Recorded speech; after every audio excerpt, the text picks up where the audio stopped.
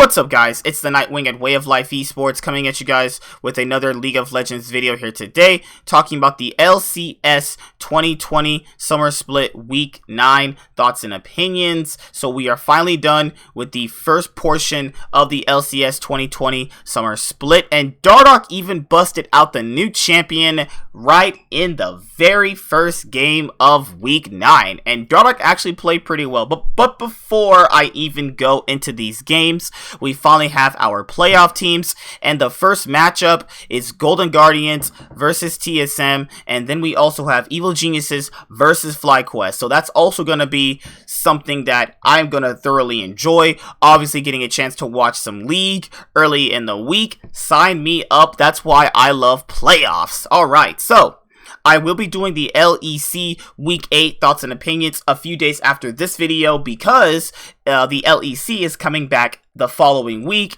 because they obviously are taking a week off from the regular split right when it just ended, and I think that's a good thing because it gives the teams a little bit of time to adjust to the new patch that they're going to be playing on. Now the LCS is going to just throw teams out there already, but you get like 3 days worth of practice on the new patch. So without further ado, let's get right into it. So Cloud9 coming into this game, obviously we're on a losing streak. They lost to TSM and Golden Guardians. They were in jeopardy of not finishing with a bye. And to be fair, I think this game showed that they still were playing kind of sloppy overall. I think that Dig had a good shot at winning this game if Phoenix didn't just randomly int.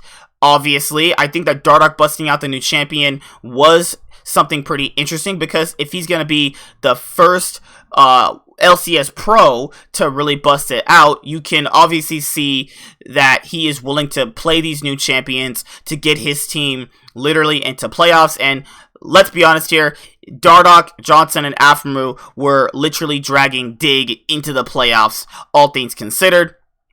Now, the compositions were pretty interesting from both teams, because you can tell Dig were all focused in the early game, and you could see that Cloud9 were trying to, really get back to their form. They were making a lot of early aggressive moves that put them into a favorable position. I think that Blabber being on Nidalee is the champion for him. I don't really like to see him, obviously, on those Trundle picks, but if it needs to fit it for the composition, that's what needs to happen ultimately. So, Dig take Renekton, the new champion, Set, Ashe, and Karma.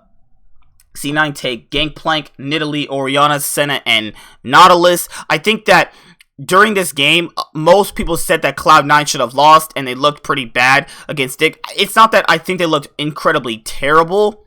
It's just that I think the composition that C9 had was not going to win early on against Dig, and that's something that is going to be the thing. When you have the early game composition and you're getting early game kills, that's just going to happen overall. That's just the thing. I expect that from an early game composition. Now, later on, as the game panned out, there was this Baron throw from Phoenix that everyone was definitely pointing out. So, later on, Cloud9 get into a team fight, and later on, as the game progressed, you could see that Dig's composition was falling off because of C9's healing factor with their team, with the Senna, and being able to constantly poke with the Orianna and poke with the Gangplank, since he can set up barrels. Licorice actually got caught out, and I was going to actually, be very scared that they were going to lose the game. Now, as this fight progressed, you can clearly see where Phoenix was actually inting, and right there, you have Johnson taking the Baron. Then you also have, Zen and Niski really trying to take down Phoenix. Phoenix literally led them to Johnson, and then he ended up dying. So if that wasn't a throw, I don't know what is really, in terms of in the position that Dig were actually in. And then later on, C9 win the game, though this was a insanely questionable tough game for C9. I think these are games that a team like C9 need, because this is a game where it can get back their momentum, and it will show them that they're not a bad team. They definitely have had some questionable gameplay in weeks, but they're fine. And going into playoffs, I'm really excited to see if they're going to exactly bounce back. Now, since we're going into best of fives, moving into the playoffs, I think that Cloud9 is still one of the scariest teams in the playoffs, and theoretically could sweep their way straight to the finals, and even sweep the finals, depending on what form we see Cloud9 actually in. And that pretty much concludes the rest of that. The next game you have that I liked personally from this week was TL versus TSM.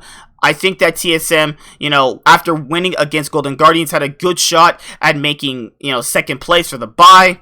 And this would have also been a good game to beat Team Liquid because, there's the rivalry between Team Liquid because obviously it's double if X team, and then you also had Tactical versus Treats. It's kind of crazy that Tactical and Treats were on TSM Academy, and then now we're playing literally, as a bot lane opposite side against each other. That's just crazy. That is just crazy ultimately. And I think that throughout this game, Team Liquid is going to be that team where they don't make mistakes early game, but they punish mistakes really, really effectively. Now, I do think they have this weird identity crisis where they, in some games, want to play fast, and then in some games, they definitely want to be the aggressors. Now, that's going to be a counter-conflicting playstyle because most of the time, even if they have that composition where they want to play fast, it doesn't really matter because we don't really get to see them in those positions overall. And Broxa, I still think, has a fair bit of issues with his gameplay, but has been showing a lot more aggressive tendencies, so that's a good thing overall. In this game, Team Liquid take Shen, Graves, Syndra, Ashe, and Thresh. Sorry about that. TSM take Gangplank, Lee Sin, Zoe, Xayah, and Rakan. So, as we are leading into the later half of this game, I do think that, Team Liquid pretty much, for them, it's not a knock on them for this game. I do need to obviously say this because I want this being said early on, is that when you have two playstyles like they're trying to actually do, I think that's good in terms of flexibility because the best teams in the world obviously are going to be really good at one playstyle, and if they're not going to beat the best teams in the world at that specific playstyle, they're going to have this other playstyle in their repertoire in order to exactly play it. Now, I do personally think that they're stronger on the slow playstyle. That's their strongest suit, but if they are going to show that they can play as a faster way, that is good because against some teams you're gonna have to play faster because they're not gonna let you scale towards 30 minutes. And there's some people that say, well, they're not gonna let you scale towards 30 minutes. That is also somewhat true. That is all but dependent on champions in the game and how it's gonna exactly function and where teams put their priority. You see my point there of because a lot of people like to say no teams are gonna let them scale to that point. It depends on which team they're facing. That's literally how that's going to work. You can't just say it's not going to happen because we just don't know. That's literally hindsight that I can't predict for. But overall, I'm actually super proud of Team Liquid. TSM, also credit to them. They also had a pretty good split as it, unfolded. They were racking up the wins. They did look a whole lot better, but in this game, it just wasn't, theirs to win, obviously. And losing this game drops them down to 4th because FlyQuest were actually on a winning streak. And with that, TSM gets 4th. Now, were they the 4th best team?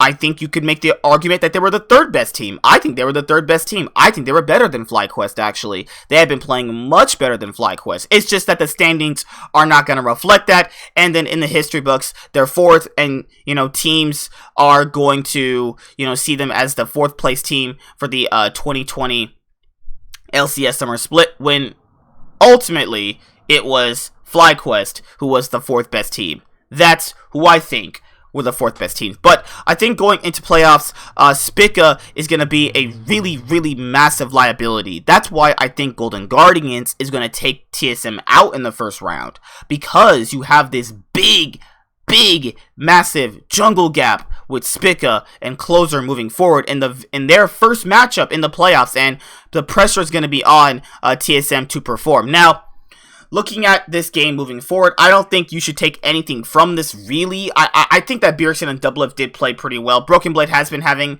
some more stable games, in regards to what he had been looking like. So, yeah, I'm actually pretty happy TSM bounced back. I knew they would. It's just that I'm a little bit more harsher on them and Team Liquid and C9 because they are the best orgs in the LCS currently right now, who are going to put LCS on the map eventually, if we ever do decide to actually be a good region and play well at Worlds. So I'm always harsher on the teams that I know can be successful. And, these are orgs that have had individual success at different periods and point in times. So that's why I'm harder on them. It's not because I'm a fanboy of C9 that I can't, point out flaws in them. I'm harsh on them too sometimes because I know they can do better and I know they can be better than that. So that's why.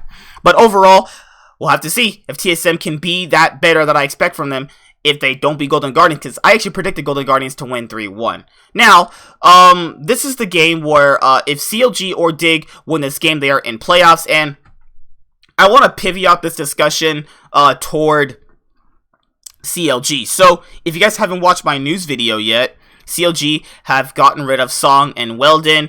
Now, to be fair, I think most people expected that because they're going to be making a structural change on their LCS portion, to basically get themselves back, to the top of the LCS standings. Now, I don't know what roster that will, entail in the offseason. I can just basically tell you that this roster will not be here. I can pretty much say that, hopefully confidently, they will remove Stixxay. I think Smoothie is a player you want to build around. I do think so, because I think that Smoothie is a player that is just the beneficiary of the bad teams he's been on, but also has not looked that great. Now, I think that you have to take that with a grain of support, that they did have a few good games to split with Smoothie playing pretty well, and that's the player I think you should build around. Pole Belter, I think you definitely need...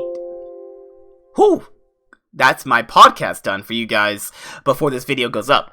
Lucky for you. So, I think that Pole Belter is a player that also you should be keeping. He's a very stable native North American LCS mid laner that will be beneficial to you because you don't have to go get an import, because he's good enough, as a native mid laner, but that will have its problems later on. But in terms of, having a decent, good overall mid laner does pave the way to have stronger positions overall. Now, I think Wiggly is done.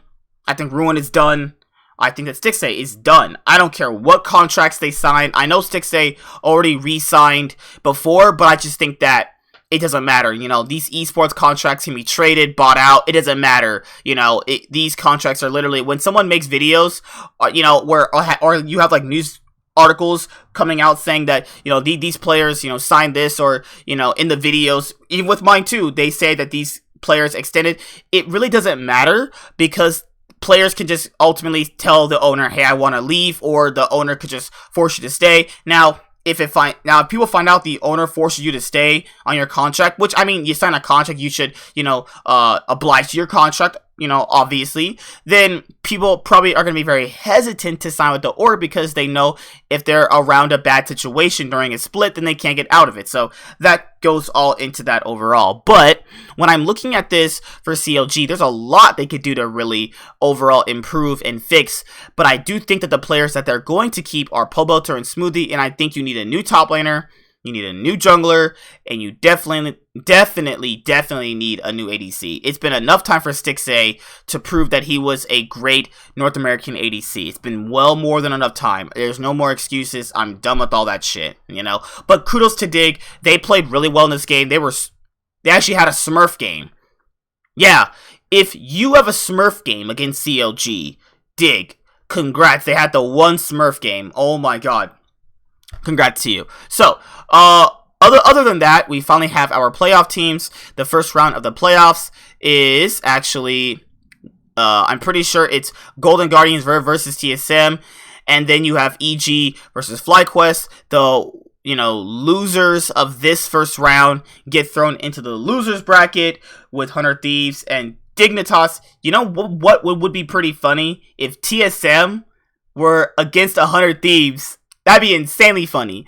Because I think that, looking at that, you just want to go from a narrative standpoint, right? But these are our playoff teams. Evil Geniuses, FlyQuest, Golden Guardians, TSM, Team Liquid, Cloud9, 100 Thieves, and Dignitas. Those are our 8 teams. And thank God I did not want to see CLG in the playoffs. So that's pretty much, what I've noticed from this split is, Team Liquid came back to first. I'm proud of them. Jat did a great job with Team Liquid. Cloud9 stumbled toward the very end, but managed to bounce back at just a little bit. TSM ultimately proved that they are still a force to be reckoned with. And that's pretty much it. So I'll see you guys later. Like, comment, subscribe, most of all, enjoy. I'm the Nightwing, and Way of Life Esports is signing out, guys. Peace. Have a good day. Hi there, guys. Be sure to like and subscribe to the channel for more stuff. Yeah, thank you.